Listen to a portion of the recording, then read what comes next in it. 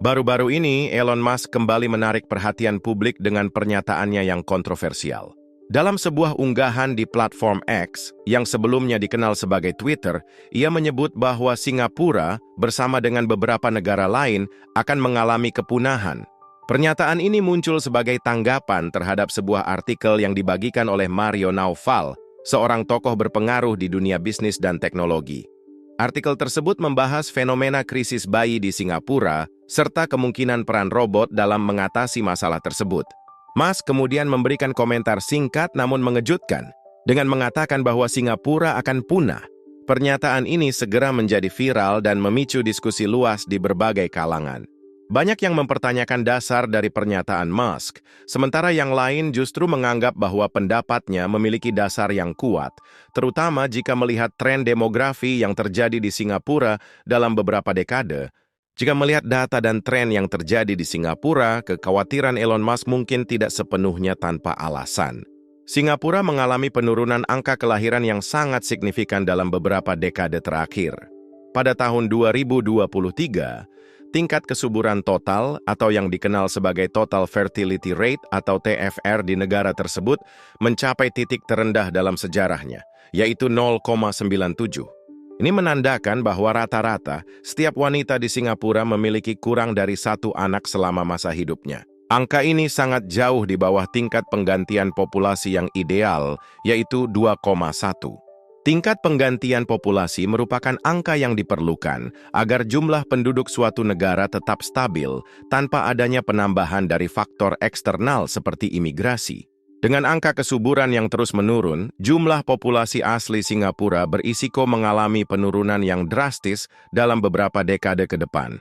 Penurunan angka kelahiran ini disebabkan oleh berbagai faktor. Salah satu yang paling utama adalah perubahan norma sosial yang terjadi di kalangan masyarakat, terutama di antara generasi muda.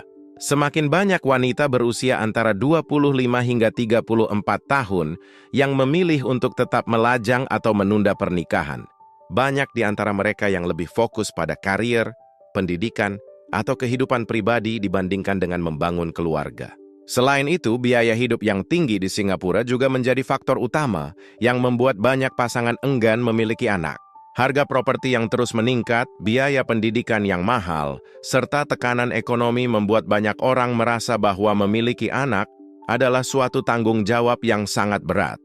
Bahkan, bagi mereka yang sudah menikah, memiliki lebih dari satu anak dianggap sebagai keputusan yang membutuhkan pertimbangan matang. Mereka yang mendukung pandangan Musk berpendapat bahwa angka kelahiran yang sangat rendah akan menyebabkan populasi Singapura terus menyusut dan pada akhirnya mengalami krisis tenaga kerja yang serius. Namun di sisi lain ada juga yang menilai bahwa pernyataan Musk terlalu berlebihan. Beberapa pakar demografi dan ekonom menyatakan bahwa meskipun angka kelahiran di Singapura memang sangat rendah, negara tersebut memiliki kebijakan imigrasi yang cukup fleksibel. Dengan membuka pintu bagi tenaga kerja asing dan warga negara baru, Singapura masih dapat mempertahankan jumlah penduduknya dalam jangka panjang.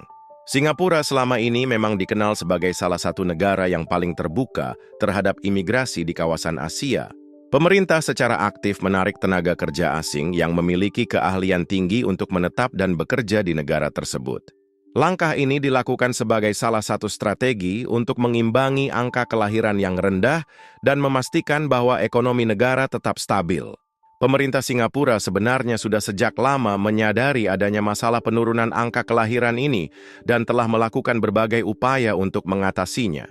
Salah satu langkah yang dilakukan adalah dengan memberikan insentif finansial bagi pasangan yang memiliki anak. Pemerintah menawarkan berbagai bantuan keuangan, termasuk tunjangan kelahiran, subsidi pendidikan, serta insentif pajak bagi keluarga yang memiliki lebih dari satu anak. Selain itu, kebijakan cuti melahirkan juga telah diperpanjang untuk memberikan kesempatan bagi para ibu untuk lebih fokus merawat anak mereka di tahun-tahun pertama kehidupan. Program perumahan yang mendukung keluarga muda juga terus dikembangkan untuk membantu pasangan yang baru menikah agar dapat memiliki tempat tinggal yang layak dengan harga yang lebih terjangkau. Namun, meskipun berbagai kebijakan ini telah diterapkan, hasilnya masih belum sesuai dengan harapan. Banyak pasangan tetap merasa bahwa insentif yang diberikan, belum cukup untuk mengatasi tekanan ekonomi yang mereka hadapi. Selain itu, perubahan pola pikir di kalangan generasi muda juga menjadi tantangan tersendiri yang sulit diubah hanya dengan kebijakan finansial. Meskipun Singapura menghadapi tantangan besar dalam hal demografi, kemajuan teknologi yang dimiliki negara tersebut dapat menjadi solusi untuk mengatasi berbagai dampak negatif dari penurunan populasi. Singapura dikenal sebagai salah satu negara dengan tingkat adopsi teknologi yang sangat tinggi, terutama dalam bidang otomasi dan kecerdasan buatan.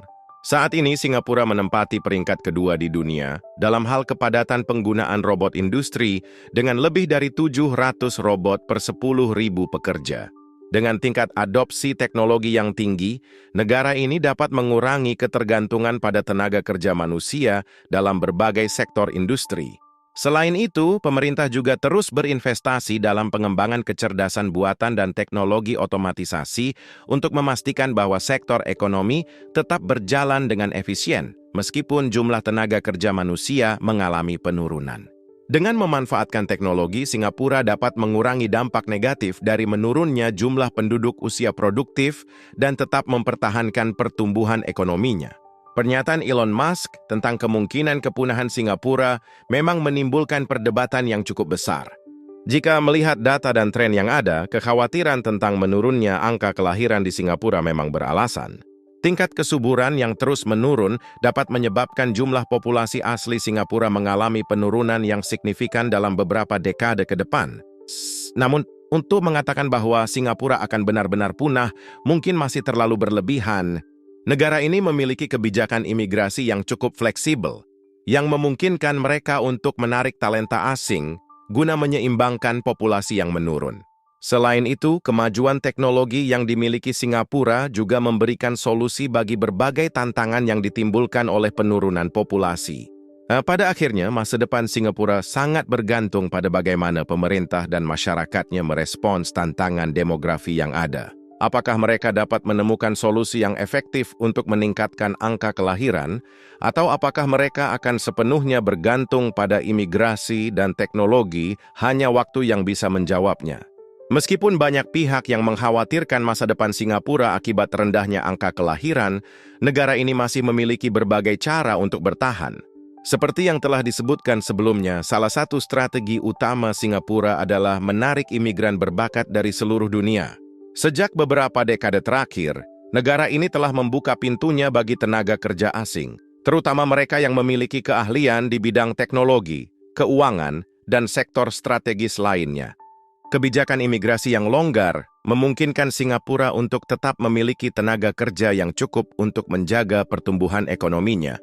Bahkan, dalam beberapa tahun terakhir, jumlah warga negara asing yang menetap di Singapura terus meningkat, menggantikan jumlah warga asli yang menurun akibat rendahnya angka kelahiran. Namun kebijakan ini juga menimbulkan tantangan tersendiri, terutama dalam hal integrasi sosial dan budaya. Sebagian masyarakat Singapura khawatir bahwa dengan meningkatnya jumlah imigran, identitas nasional mereka akan semakin tergerus. Mereka juga merasa bahwa persaingan di dunia kerja semakin ketat akibat masuknya tenaga kerja asing dengan keahlian yang lebih tinggi. Hal ini membuat pemerintah harus berhati-hati dalam menyeimbangkan kebijakan imigrasi dengan kepentingan warga asli.